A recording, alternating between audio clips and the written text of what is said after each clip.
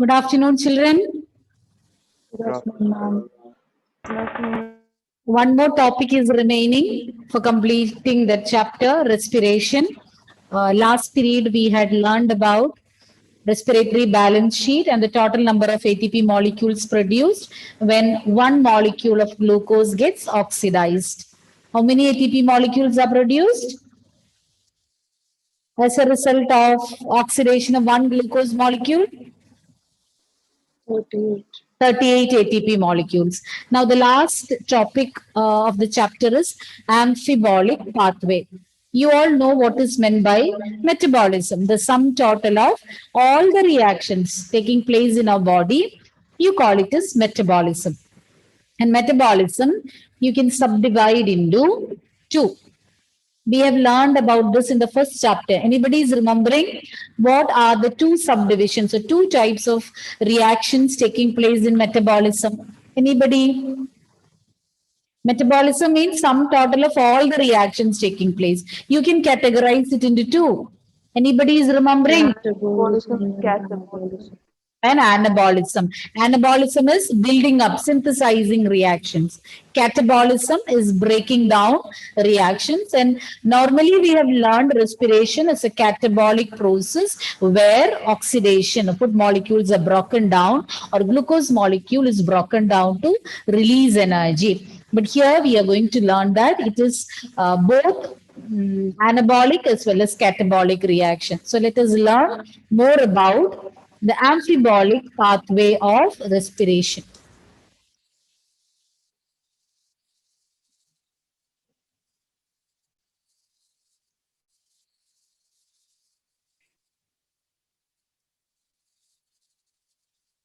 As we have already discussed, the most favored substrate for respiration is glucose molecules. Even though other molecules like proteins, fats, etc., can act as substrates at times, normally the most favored substrate for respiration is glucose and all the carbohydrate molecules. So first they will be converted into its simplest form, that is glucose, and then they will enter the pathways. Other substrates, they do enter the respiratory pathways, but not from the beginning. So they enter the respiratory pathway in between, but not the starting substrate. They do not form or they don't act as a starting substrate. Always it begins with glucose, and the other substrates can join the respiratory pathway from somewhere in between. Fats. Fats, it is broken down to glycerol and fatty acid. And then you can refer the figure which is given in your textbook, figure 14.6. Fats, the simplest form of fats is glycerol and fatty acid. You have learned in lower classes. Proteins will be broken down to amino acids, carbohydrates into glucose, the simplest form, fats into fatty acids and glycerol. So, first, the fats will be broken down to fatty acids and glycerol. And the fatty acids, they will enter the acetyl coenzyme A. So, that particular stage, and then they will just convert it to acetyl coenzyme A, and this acetyl coenzyme A enters the pathway. Okay, but these are against the assumptions we already learned in the beginning while calculating the respiratory balance sheet. No other substrates are involved, no other intermediates are being formed. All that is contradictory to those statements. As it is mentioned already, those were assumptions. Those are assumptions, but actually, in reality, it is not so. It is not happening in that way. The other substrate molecules or like fats and proteins are also being broken down. They are also used as substrates for releasing energy. Then some of these intermediates are forming other products as well. So as I told you, fat, first of all, it will break down into fatty acids and glycerol, the simplest form of fat. They don't begin any of these pathways, but they enter in between. And fats, once it is broken down to glycerol and fatty acid, the fatty acids can get converted to acetyl coenzyme A. Then you know at which stage it will be entering. in oxidative decarboxylation takes place, no, pyruvic acid molecule will get converted to acetyl coenzyme A, which will be entering the Krebs cycle. So once the fatty acids have got converted to acetyl coenzyme A, they will enter the Krebs cycle. And at the same time, glycerol, they will enter they will enter as PGL. They get converted to PGAL and they will enter the glycolytic pathway. PGAL, hope you are remembering, glyceraldehyde 3-phosphate. Fructose 1,6-bisphosphate will get converted to dihydroxy acetone phosphate and glyceraldehyde 3-phosphate. So glycerol will be getting converted to PGAL and this PGAL will enter the glycolytic pathway from in between. Okay, so hope you are understanding what I'm trying to explain. Normally, the most favored substrate is glucose, but that doesn't mean that the other substrates are not getting involved in the oxidation. Some of the substrates also can they can also get involved in the oxidation process, but it is not from the first stage. They will enter somewhere in between. And if you take the case of fats will first get converted to its simplest form, as we said in the case of carbohydrates. Carbohydrates will get converted to glucose and then it will be entering the pathways. Glucose is the simplest form of carbohydrate. Similarly, fats also first it will get broken down to its simplest form, fatty acids and glycerol.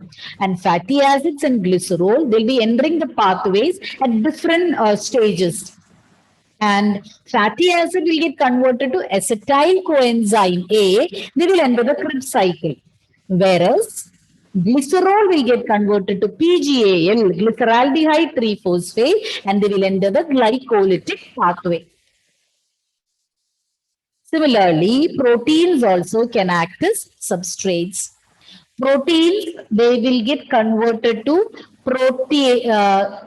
by the action of proteases which will break down proteins and deamination in presence of the enzyme proteases, deamination takes place and they will get converted to its simplest form. You call it as amino acids. You know already so many amino acids will be combined together or several amino acids joined together to form a polypeptide or protein.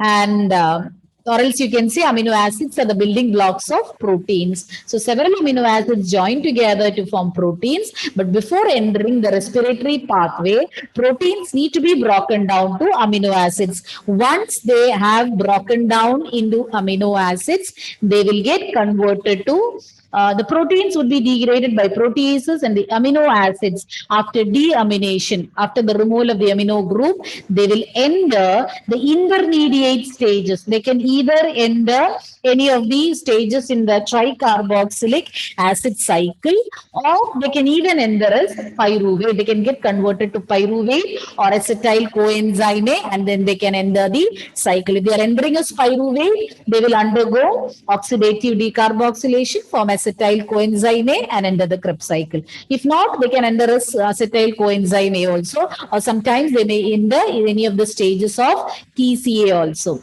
So proteins, they'll get first converted to amino acids and the amino acids will get deaminated by the removal of the amino groups. They'll be entering into any of the stages of TCA or they get converted to pyruvate or acetyl coenzyme A and join the Krebs cycle. So from this we understood that not only glucose molecules, even other substrate molecules, other molecules can also take part in the oxidation process. They'll be broken down to its simpler forms and they will enter these cycles somewhere in between, not from the first stage. Respiratory pathway, it involves both anabolism and catabolism. Here, building up and breaking down reactions are taking place. It's not only breaking down, both building, synthesizing and breaking down reactions are taking place. So since it combines both, we call it as amphibolic pathway. Fatty acids, they are breaking down to acetyl coenzyme A and entering the respiratory pathway. So that is an example for catabolism. Whereas acetyl coenzyme A is removed from the respiratory pathway whenever fatty acid needs to be synthesized. Children, in the beginning, in that assumptions, we said that none of these intermediates are involved in the synthesis of any other product. So we are remembering that. In one of the assumptions, we said that in none of these intermediates are used in the synthesis of any other substances, but actually it happens. So here one example is given which clearly illustrates that in respiration both anabolism and catabolism is taking place. So take the case of fatty acids. Fat first it will get converted to fatty acids and glycerol, and these fatty acids will break down, will convert, will change into acetyl coenzyme A, and they enter the Krebs cycle. So here the fatty acid is getting broken down to form acetyl coenzyme A so that they can enter the respiratory pathway. And at the same time, whenever body needs fatty acids, this acetyl coenzyme A will be removed from the respiratory pathway, and using it, fatty acids will be synthesized. So as and when, depending upon the requirement, these fatty acids can break down to form acetyl coenzyme A, or acetyl coenzyme A can be used to synthesize fatty acids. So it involves both catabolic and anabolic reactions, and hence we call respiratory pathway as amphibolic pathway. Respiratory intermediates, they form a link during anabolism and catabolism. These respiratory intermediates, either they can get broken down to form a product or to form a substrate which can join the respiratory pathway, or else these intermediates can be removed from the pathway to synthesize some substances or synthesize products which are required by the body. So they act as a link between anabolism and catabolism. Now, next is about respiratory quotient. Now, let's see what is respiratory quotient.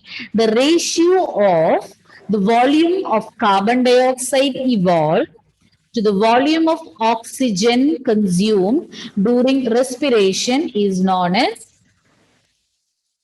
respiratory quotient. So once again, I will repeat the ratio of the volume of carbon dioxide evolved to the volume of oxygen consumed during respiration is known as respiratory quotient. Once again, you need to remember volume of carbon dioxide evolved and volume of oxygen consumed. You know, when respiration takes place, oxygen will be consumed and carbon dioxide will be evolved. So volume of carbon dioxide evolved and volume of oxygen consumed. The ratio between these two, which take during the respiration, you call it as respiratory quotient, and depends upon the type of respiratory substrate. The respiratory quotient is not the same for all respiratory substrates. For depending upon what is the respiratory substrate. What do you mean by respiratory substrate? The substrate which will break down, or substrate which is getting involved in the respiration process,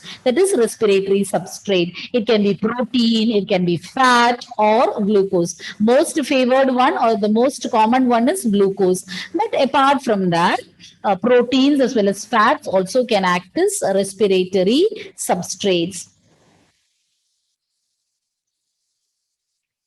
Now here you can see when a carbohydrate molecule is used as a respiratory substrate, if you calculate the ratio, you know the equation, C6H12O6 plus 6O2. What does this indicate? Respiration. Glucose breaking down, oxidation of glucose molecule, oxygen combining with glucose, yielding carbon dioxide, water, energy. So the ratio will be, see, this is the carbon dioxide and the oxygen. So 6CO2 divided by 6O2. the ratio will be 1. Respiratory quotient is 1. So when carbohydrate, so I told you it is not the same always. You can't generalize that respiratory quotient is this always. It depends upon, it keeps changing with the respiratory substrate. When it is a carbohydrate, the respiratory quotient is 1. When carbohydrate is used as a substrate, RQ or respiratory quotient is 1. And when it is a fatty acid, when fat is used as a respiratory substrate, the value will be less than 1. So tripalmitin is a fatty acid. When that is combined with oxygen, we get 102 molecules of carbon dioxide, 98 molecules of water. So if you take the ratio, 102 carbon dioxide molecules is 145 oxygen molecules. So the ratio will be, or the quotient will become 0.7. So when fat is used as a respiratory substrate, I said palmitin, tripalmitin is an example for a fatty acid, and the RQ respiratory quotient will be less than 1. And when protein is used as a substrate, it will be approximately 0.9. So that means the respiratory quotient keeps changing. It depends on the respiratory substrate. Pure fats and proteins are never used as respiratory substrate. They will be broken down to its simplest form, and then they will be acted upon as respiratory substrates. So RQ or respiratory quotient is 1 in case of carbohydrate, less than 1, that is in case of tripalmitin fatty acid, the respiratory quotient is 0.7 and it will be approximately 0.9 when protein is being used as the substrate. Related, very close, but still there can be differences depending upon the respiratory substrate used. Okay, children? Any slide would you like to see again? No, ma'am. Clear? All these are important. Okay, even though it is a topic towards the end, don't think that it is not important. Amphibolic pathway, why it is known as amphibolic pathway, what is the respiratory quotient, respiratory balance sheet, all these are very important. It can be asked for 2 or 3 marks, and depends. Sometimes it can be asked for 5 marks also by clubbing together different questions.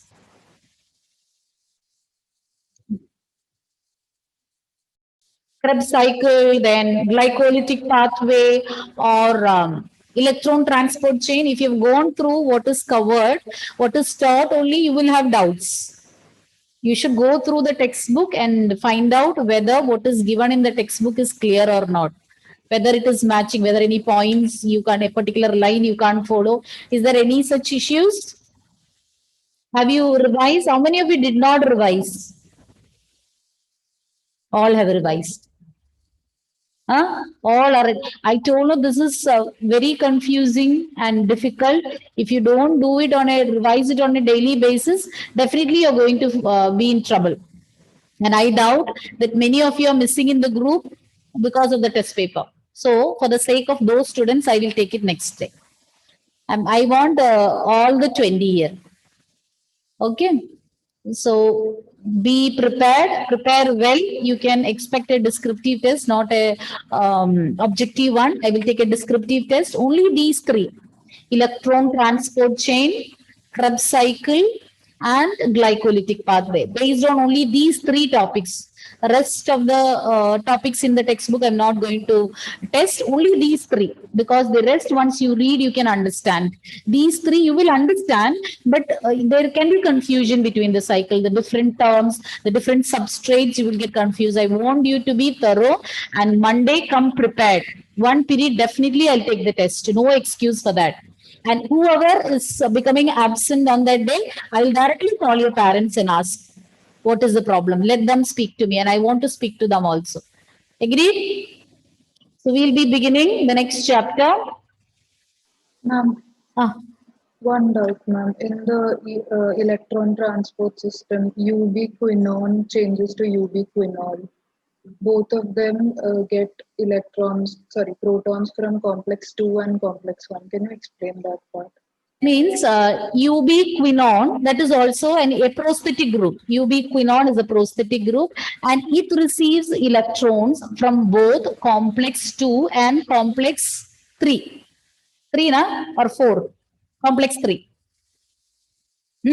And upon receiving the electrons, along with the electrons, when they receive electrons, along with that, they will be accepting 2 protons from the matrix. So, you know, you have learned in chemistry when something is accepted, when protons are accepted, they'll get reduced. When they donate, they get oxidized. So this is like a chain of carriers from one, they will like a relay from here to there, from that one to the other one, like that it goes on. So this ubiquinone will accept electrons. Along with that, they will take up or they will accept 2 protons from the matrix. So upon accepting it, they get reduced because they are accepting. But soon after that, they will get oxidized by transferring, by donating these electrons. So if you want, I will show that slide once again with the picture.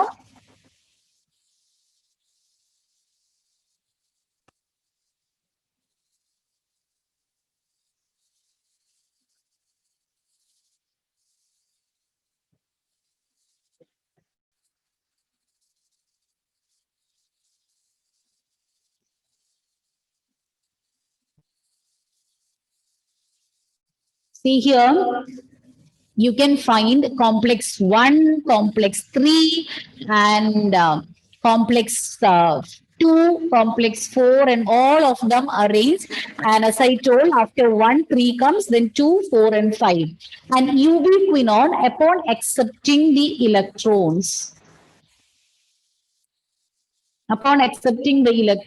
they'll get reduced because they are also accepting protons from the matrix.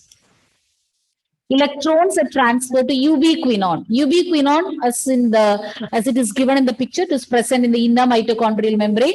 It receives reducing equivalents. Means upon accepting these protons or upon accepting this electron, along with the electrons, protons are also accepted by them. So from complex 2, they will receive, and upon receiving it, they will get reduced. Reduced form is ubiquinol.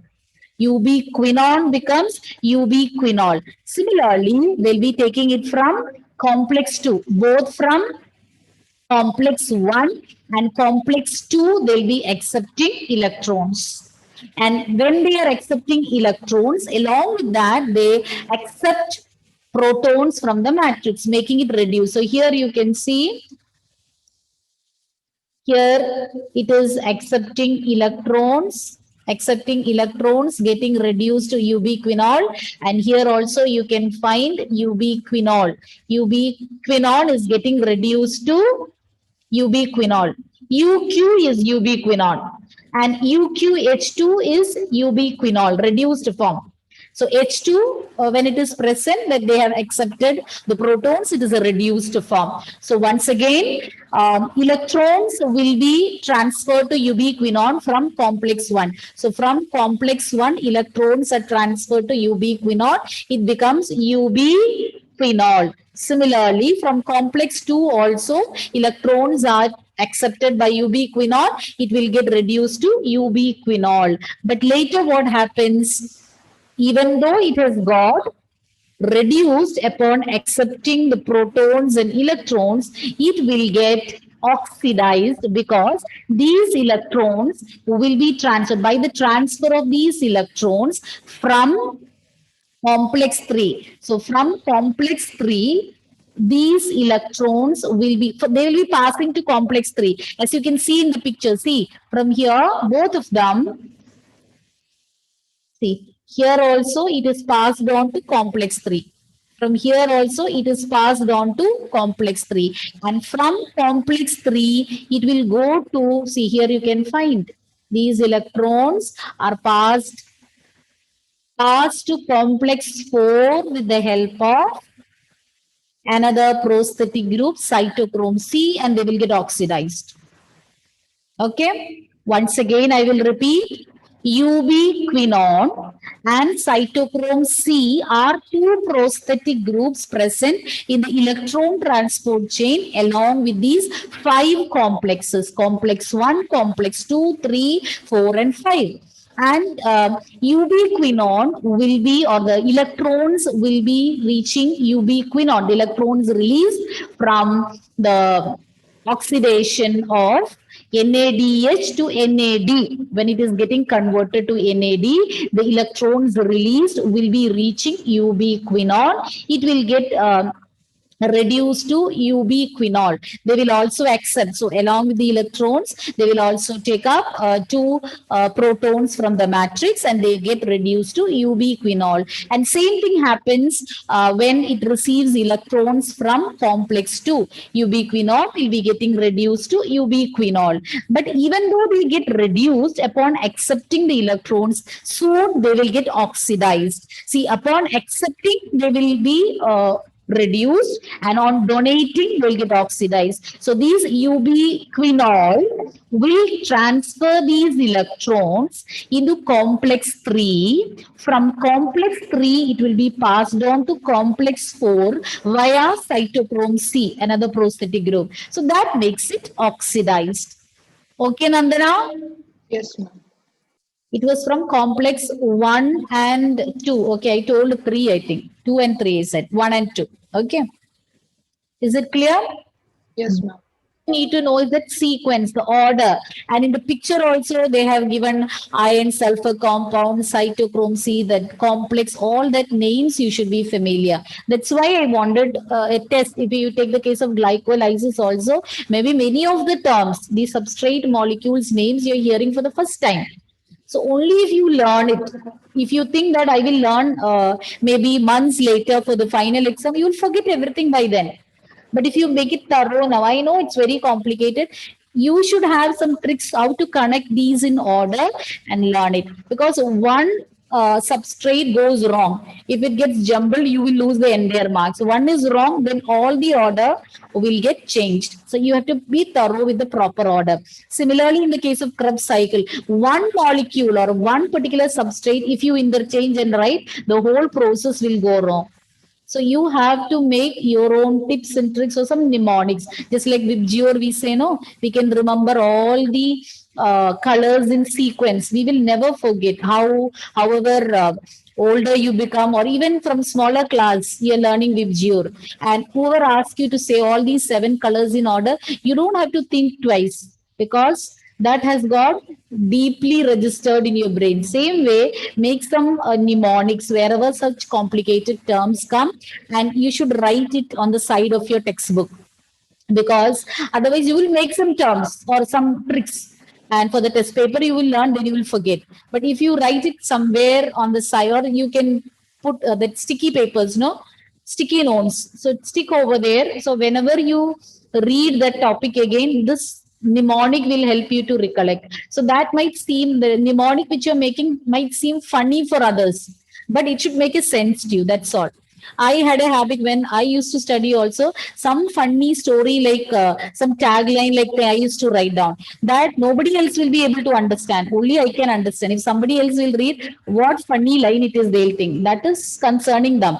That you don't have to worry. It should make sense when you read. Others, you are not, you should not be worried about what others think. So you can write with a pencil or stick, put some sticky notes, because without such tricks, you're not going to remember for sure.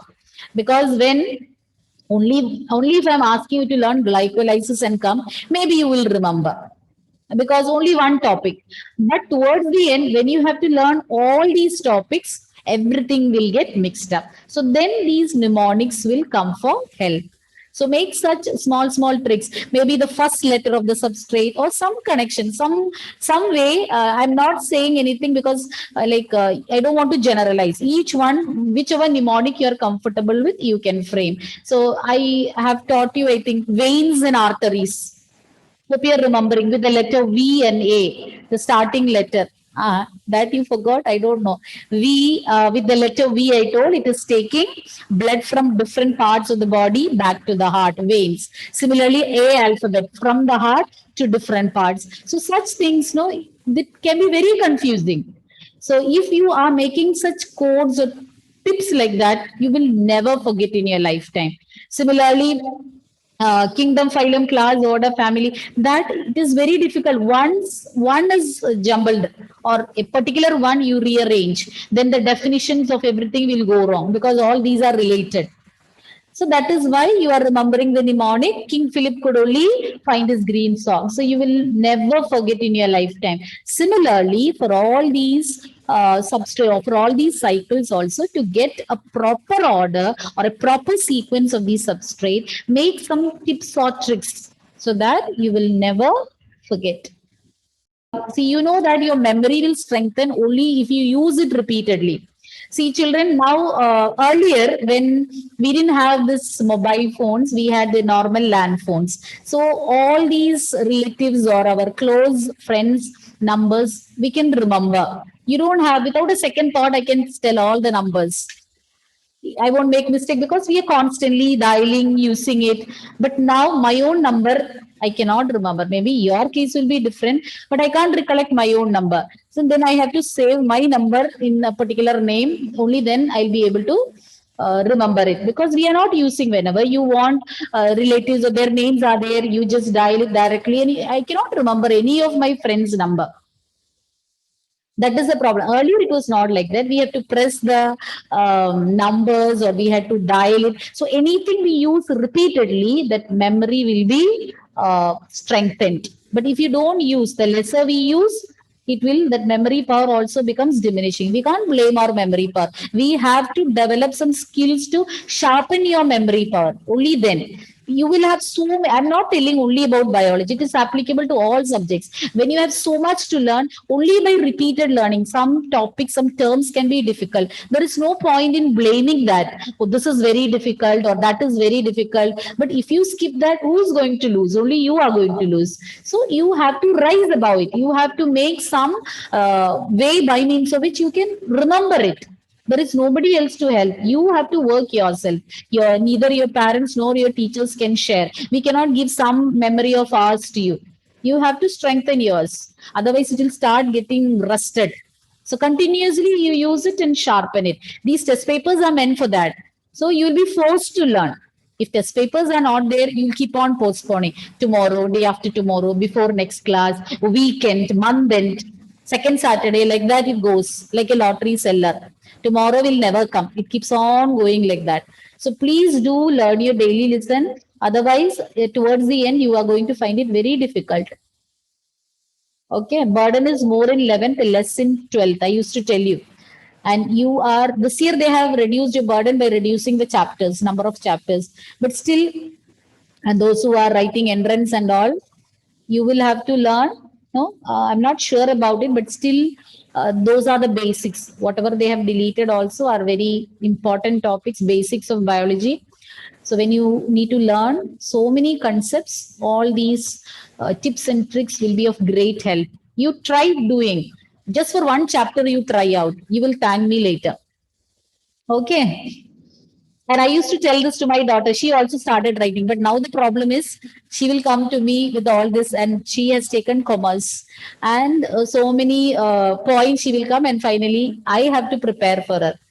Not always. So that has become so. Sometimes when you suggest somebody to do something, that can become a burden for us. But she has started doing it now, and it can be of great help. As I told, at the time of the examination, you are remembering the tips and tricks, but not the expansion of that. That should not happen. So try to use it in between. Otherwise, you'll forget. So thank you, children. We'll wind up.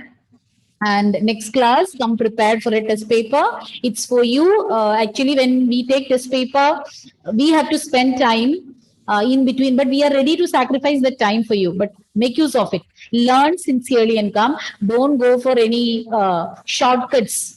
Okay. Learn sincerely and write the test so that upon seeing the marks, you can be proud. Otherwise, the guilty feeling will be there if you have gone for some shortcuts. So hope you all will revise properly and come and get good marks. Okay. Only those three topics: glycolysis, Krebs cycle, and electron transport chain. Agreed? Shall we wind up? Thank you, children. Thank you, ma'am. Thank you, ma'am.